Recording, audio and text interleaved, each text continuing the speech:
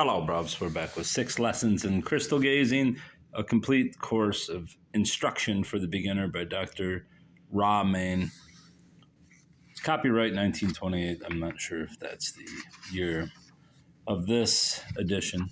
I'm assuming there's many editions. Lesson 2, the power of concentration. The attention of the reader and student is called to the preeminent fact that crystal gazing is a direct aid to concentration, and that a period of concentration must exist before crystal gazing can be conducted with any degree of success. In so much as concentration is practically the first step in crystal gazing, the lesson will be devoted to concentration, its power and possibilities. Concentration may be defined as directing the mind to one and only one thought, or causing the mind to become blank and to retain no thought whatsoever, leaving it susceptive to any thought that it may receive. The last varies slightly from a strict definition, but conveys an additional meaning that will be used throughout this course of lessons. You cannot concentrate your mind on more than one thought at a time, because concentration means all thoughts converging into one. A line of distinction may be drawn between thinking and concentration merely being an advanced step or thinking more earnestly.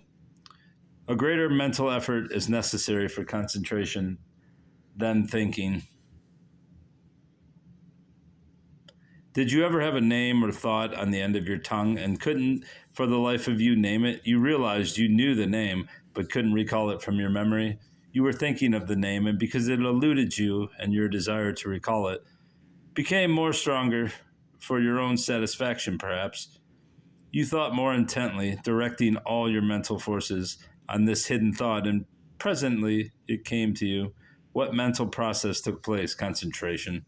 The fact remains that the subconscious mind retains all knowledge while life exists, and that concentration is the factor that will establish a connection from the subconscious to the conscious mind.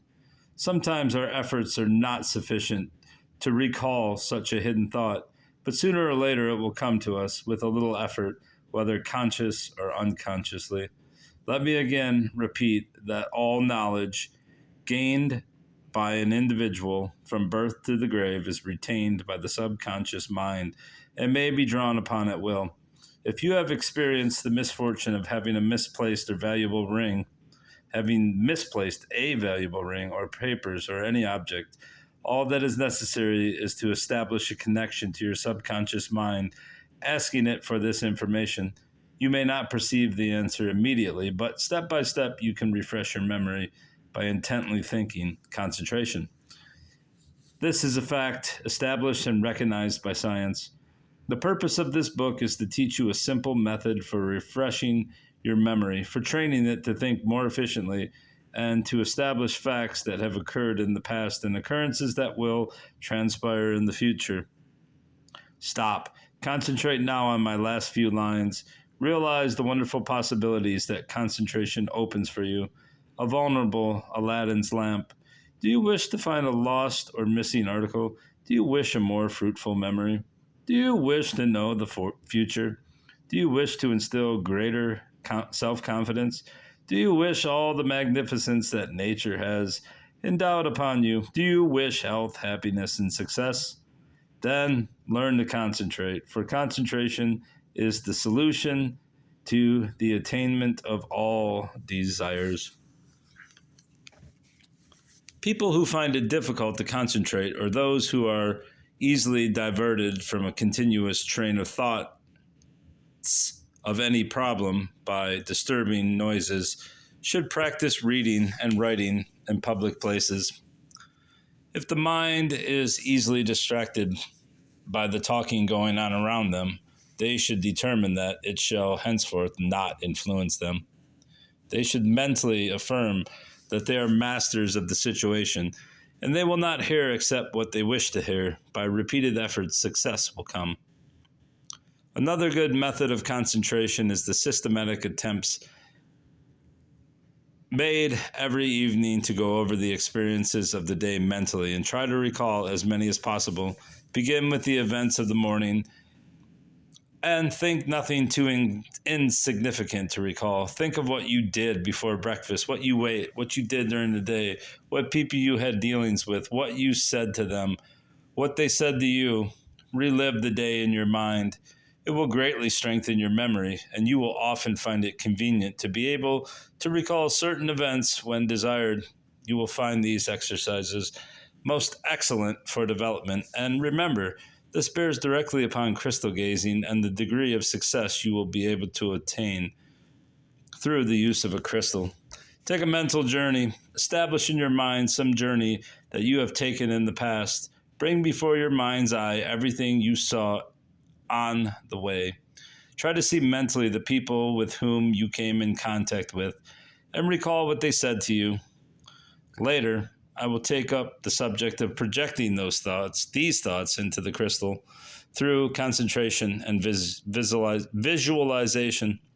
Regardless of your ability to concentrate, it is easier to concentrate when alone and in a quiet place. By employing one of the five normal senses, sight, the most important, the impression is more indelibly impressed on the mind. Therefore, the most efficient and best known method of developing the ability to concentrate is established through the use of a crystal. The crystal acts as a point of focus for the eyes and attracts the mind's attention to itself. Amid silence, conditions are most satisfactory for productive results with a crystal. Whether the object is to strengthen the mental powers or to obtain visions of the past or future. The student who earnestly desires to develop the mental powers and learn the secrets of crystal gazing should obtain a crystal and retire to a quiet, semi-dark room. Placing the crystal on a table, the student should calmly gaze at the crystal and cause the mind to enter a passive state without thought. This quiet solitude is a wonderful cure for nervousness and restlessness. It inspires greater self-control and a masterful control of the mental facilities and the physical body. This lesson has made no mention of visions that may be obtained from the use of the crystal, as the author had desired to present this little booklet in a series of lessons, presenting the development lesson by lesson, just as the student should apply the lessons in actual practice. The subject of concentration can hardly be treated fairly in this short lesson. However, reference to concentration and its development will be made continually all through the lessons. A volume, yes, 2 volumes would not be sufficient space to cover this wonderful mental operation on which our very existence depends. Those that lack this great power, or rather, that fail to develop it, will generally suffer from poverty and unhappiness, and their life's work will most often be a failure, while those that develop and use it will make the most of life's opportunities. It is of the utmost value to learn how to concentrate. The author takes this opportunity to recommend to my earnest readers a book written by one of our best authorities on concentration, Théron Q. Dumont. His book is entitled The Power of Concentration and will prove its worth in gold to those that read and practice his teachings. You can avail yourself of no finer or beneficial knowledge than concentration, and it is with regret that the author can only touch upon this vastly important subject in this short work. And that's the end of lesson 2. Lesson 3 will be visualization. There you go. Goodbye, bruv. Goodbye.